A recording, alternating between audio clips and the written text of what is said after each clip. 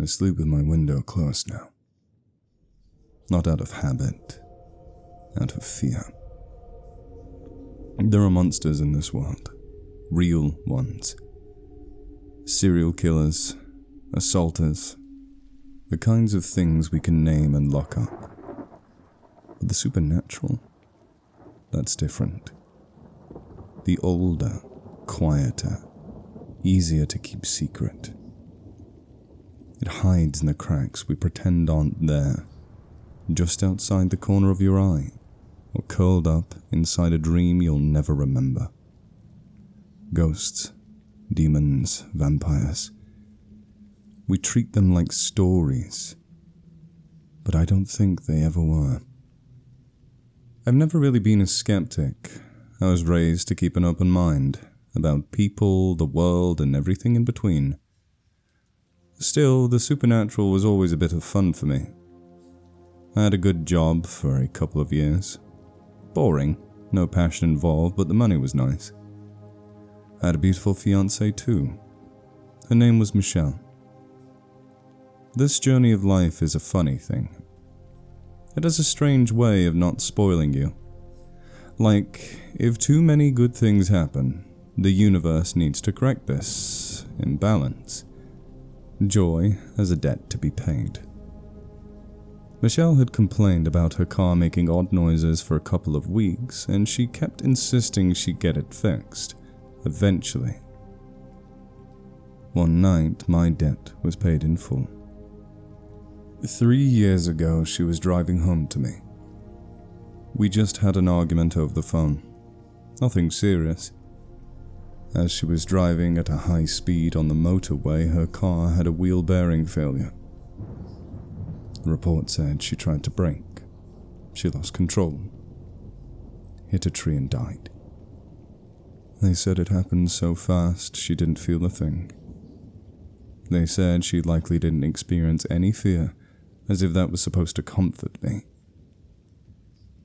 The irony is that Michelle lost both her parents in a car crash around 7 years prior.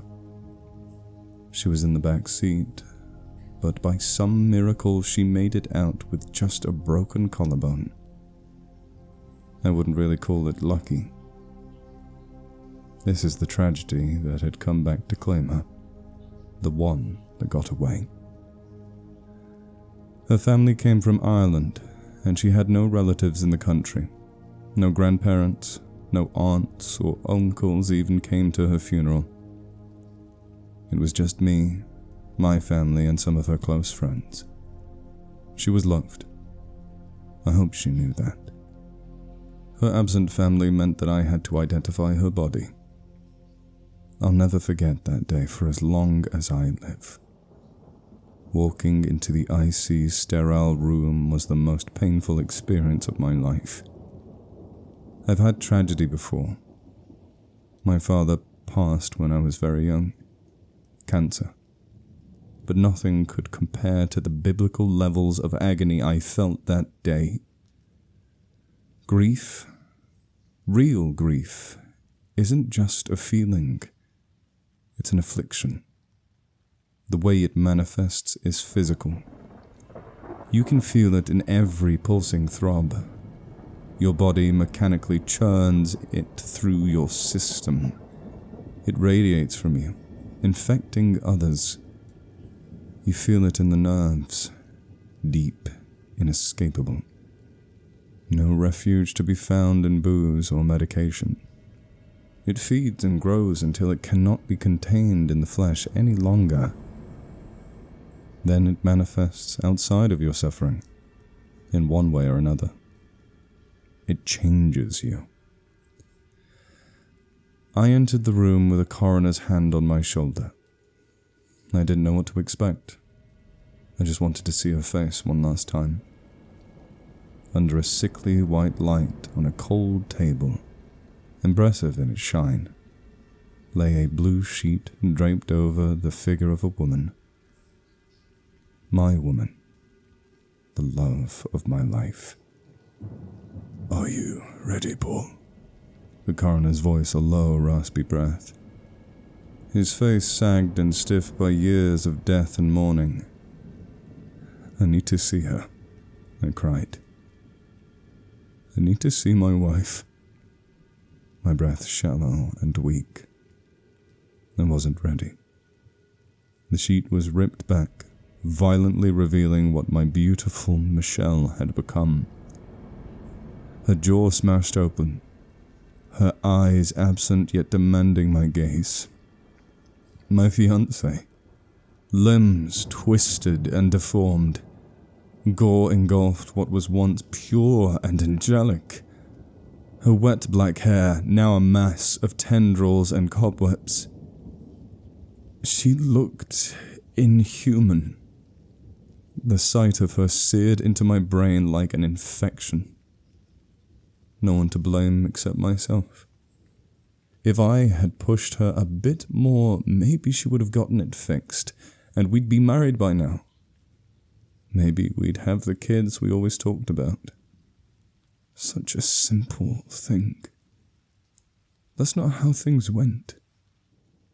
I've since learned there's nothing much to gain from thinking about what could have been. Regardless of the pathetic piece of comfort that fantasy brings to me, she's gone. I have to accept that. After Michelle died, I completely unraveled. My job didn't last long after she passed. We were together for 9 years, and for those 9 years we were joint at the hip. Soulmates, in the truest sense of the word. My twin flame. I don't have anyone in my life anymore. I've become a shut-in. Even just the sight of another person sends nauseating waves around my body, a sickening pulse compelling me to retreat from human interaction. I neglected those relationships, and they were right to abandon me. I don't blame them. They tried to pull me out of this pit I've dug for myself, but they have lives to live, and I have nothing to offer anyone. I just bide my time, until I can see her again. I live with my mother now. She's been amazing. I don't see her much, though. As a retired woman, she travels a lot with my stepdad. I think they're in Italy right now. I sleep in a tiny box on the second floor, just enough space for a single bed pushed up against the radiator and a small locker for some clothes. Just above the bed, the window. Outside my window is the front garden. 20 feet from the house is the road. Across from that are a row of houses identical to mine. The road below is warm, soaked in a haze of orange street lights, illuminating the way for the occasional passing stray. Just over a month ago, I was laying on my bed, room nice and cool, bathing in the depressive light from my phone. Something loud passed by my window. It was the sound of a car, except something was wrong. It sounded like it was dying. A deep mechanical groan. I looked out my window. Nothing. I shrugged and passed it off as a neighbor just driving by. Then I heard it again. And again. Every so often, an hour, 20 minutes, I kept hearing it, night after night. I tried to catch a peek, but when I looked, it was just my plain old empty street. No car. Hearing this sound sent me spiraling into a brutal frustration, a visceral attack of emotions I couldn't control. Like I was trapped in some machine, completely at the mercy of whatever mental torture was destined for me, self-inflicted or otherwise. I couldn't stop seeing her face. Not how she looked in life, but in death. The morgue, crushed, twisted, a mask of pain where beauty is to live. A face that screamed with no sound. That's not how I wanted to remember her. The walls of my room are covered with her pictures. Her eyes follow me. She watches me in my sleep. Following the strange sounds of a damaged car that didn't seem to exist, I kept having these dreams. horrid, vivid dreams. The kind that trick your brain into believing they're real. I'd be shopping, then look down and see the store tiles fall away from me as I sway from rope tightly tied around my neck. Dreams of falling, burning, drowning, dying. The worst ones were of her. In dreams I'd see her, standing on the edge of total darkness. Close enough to know it's her, but shrouded in enough deep shadow that I couldn't make out any of the horrific details. She'd extend her arms and reach for me. But I, as always, had to look away. I prayed and prayed I could fall asleep and just dream of her before. Instead, my nightly routine was to be tortured by visions of her death. Visions of what remained after the incident. This went on for weeks. I never thought about taking my own life until she died. I was the kind of asshole to see someone as weak for ending it. I now find myself considering it on a weekly basis. After weeks of miserable sleep, I sat at the dinner table for hours just thinking about her, about our life, about what could be different. God, I miss her. I decided I can't keep living like this. I had to actively try to get better. I love her, I always will. Maybe it'll get easier, and maybe I'm not supposed to move on, but there was happiness I thought I could find. Moments of joy in between the decades of despair that wait for me. I was wrong. After I got into bed, window open, I heard someone walk past my house. It was around 2 a.m., Saturday. Drunk people coming home. I hear voices, people talking, laughing, footsteps. I've heard these sounds 1,000 times.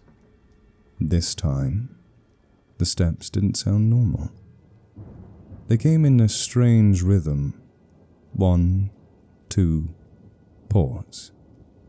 1, 2.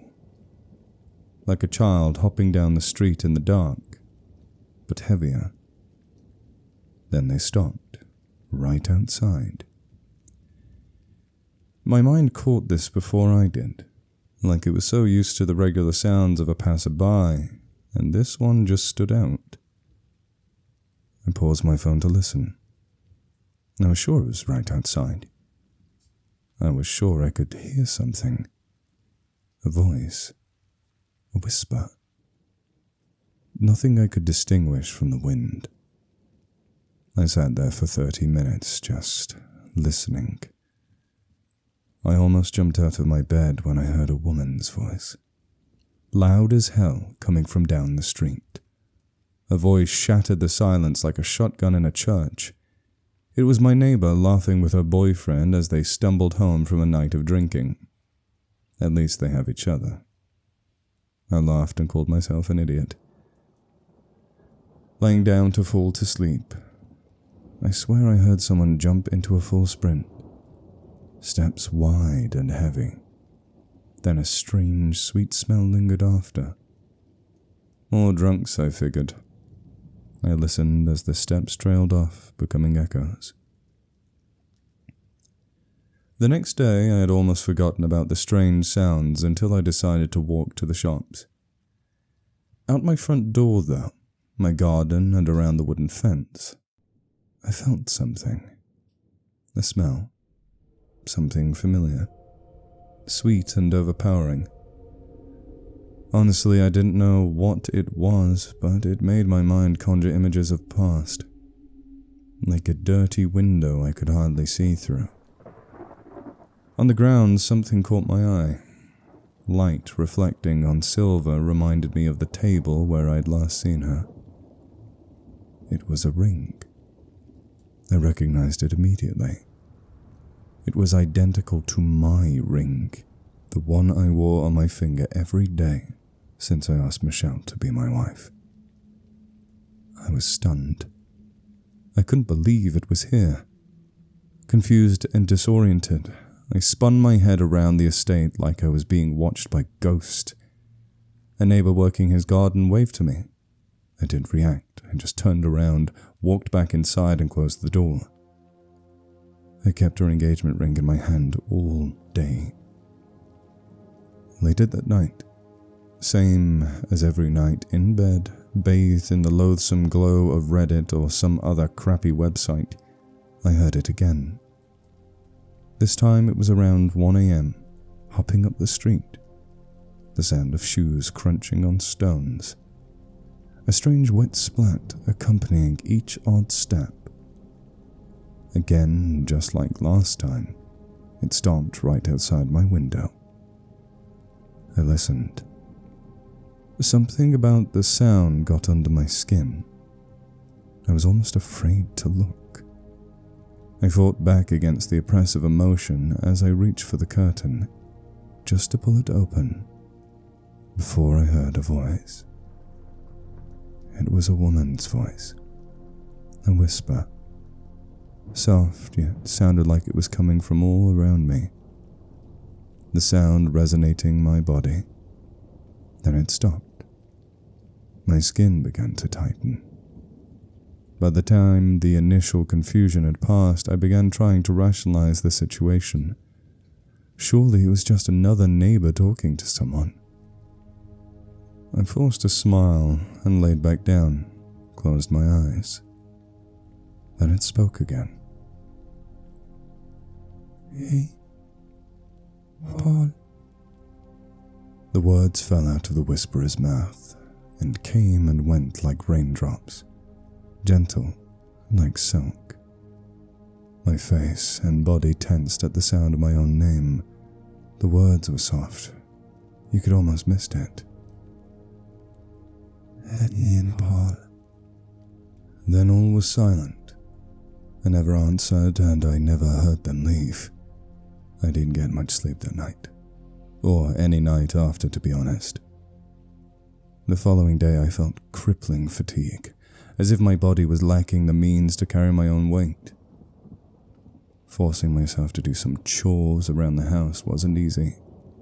I was perfectly content to let everything fall apart, sit down, drink, and rot. As I was doing my tasks, walking around the house, passing windows, I was frequently distracted. Any signs of movement outside pulled me away from what I was doing like a hidden hand.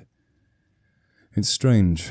I half expected to see her walking the driveway of my mother's home to visit me. She never did. The day carried on as normal. Misery. As I was laying in my bed later that night, staring at the impossible ring now hanging from a hook on my wall, I heard the sound again. A strange hopping sound. Wet. Heavy. It was approaching from down the street. Louder and louder with each step until its climax was right outside. I heard a long, slow, deep breath. Then it spoke to me. "I need to come inside. Open the curtains. Please, Paul. Let me inside. Paul, please. I just need to see you. Open the curtains. Paul, please, it's me. I need to come inside. Open the curtains." It was her. A strange smell permeated the room, sweet and overpowering. I know it's impossible. Michelle is dead. I identified her body. I was at her funeral. I knew she was dead. Yet she spoke. I didn't answer. I just cried. She spoke for hours, just repeating herself, the love of my life, mangled, buried and dead, calling to me from the night right outside my bedroom window. I wished I had the courage to look. What would I see? Some kids playing a sick joke on me? Some kind of monster using her voice? My beautiful wife-to-be the way she was in the morgue? I just lay there, scared and crying, until the sun came up, and with it the voice drifted away. She was a radio losing signal. It took me hours to finally sit up and get out of bed. I didn't look out the window. Every pane of glass injected fear into my veins. Peripheral beings danced at the corners of my eyes. Footsteps behind me coming from nothing or no one. I closed all the curtains on every window of the house. It stayed that way for days. The neighbor who had waved at me called over. He said he was just checking on me. He obviously saw curtains drawn for a while and grew concerned. I know I looked insane. I hadn't really slept in weeks. The dreams were too much. Not like my nightly visitor would let me get much sleep anyways. I told him I was okay. I know he didn't believe me. His face recoiled on itself, like he smelled something awful. I didn't care. I closed the door on him. The next night, I was terrified. I thought maybe if I sleep early, I'll just sleep right through it, and it'll be like it never happened. So that's what I did. Or should say I tried to do. I don't know what woke me. Maybe another horrible nightmare? I couldn't remember. I jumped up in a cold sweat. I could immediately smell her perfume. There was no doubt now. That's what I was smelling. I could hear her, outside my window, whispering loudly. It took a moment for the sounds to involve words. Paul, I need to come in. It's me. Open the curtain, Paul. Paul, please, it's me, I love you. Let me in. I love you. I love you. Let me come in, please. I know you found my ring. I felt my room shrink, closing in around like suffocating darkness. Every word sending me deeper and deeper into the depths of despair. I couldn't take it anymore. Go away! I screamed in a coward's yell. Paul, you have to let me in, so we can be together. Paul, it's me, please. Don't leave me out here. We can be together. My heart punched at my ribs as rage clawed at my throat. I wanted to scream and cry and throw up all at once. You're not Michelle, fuck off! Just open the curtain, you'll see. It's me, Paul, I love you. The voice changed tone. It sounded enthused by my response. The night I didn't sleep, I couldn't. I sat on my bed with my back against the wall, watching the curtain as it fluttered in the breeze, and she whispered. For hours. It wasn't begging anymore. It was softer now, confident, almost soothing, like she knew I was listening. I know you want to see me, Paul. I know you're tired. I can make the pain stop. I miss you. Please, Paul, come let me in.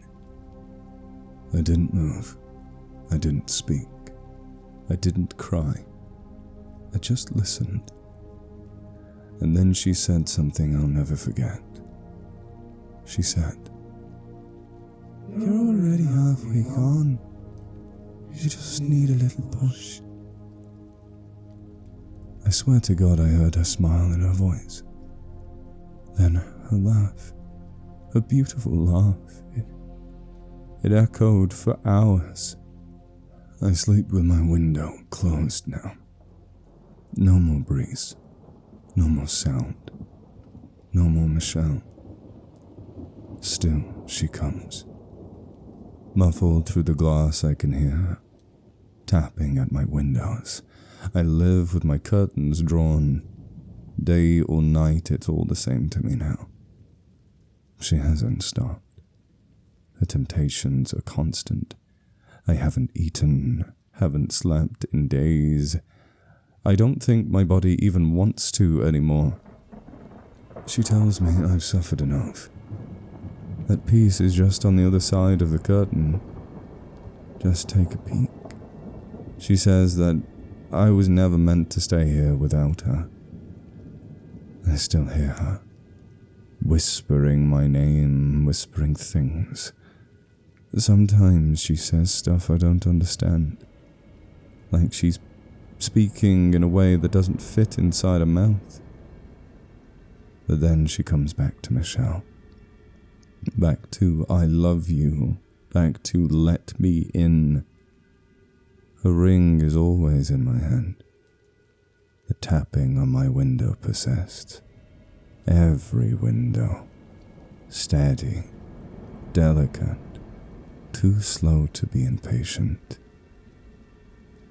I don't remember standing up. I don't remember walking to the curtain, but I'm there now. Perfume wraps around my throat like a noose.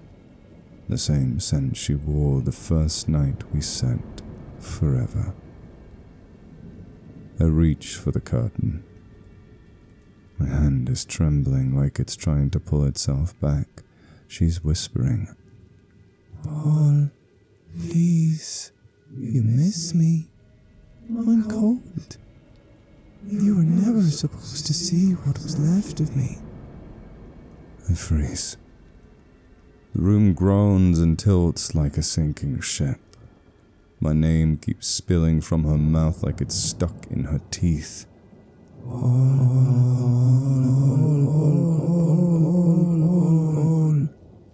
I pull the curtain open. I am not afraid. She's there, standing on the edge of total darkness, beneath the glow of the orange streetlight. It's flickering behind her. Her eyes are full, though she hasn't blinked once. Her hair is falling across her face like it used to. And she's wearing the black hoodie she stole from me the day we moved in together. She looks alive. Warm. Real. Not broken. Not dead. Not buried. She raises her hand to reach for me. This time I don't look away. Her fingers are too long.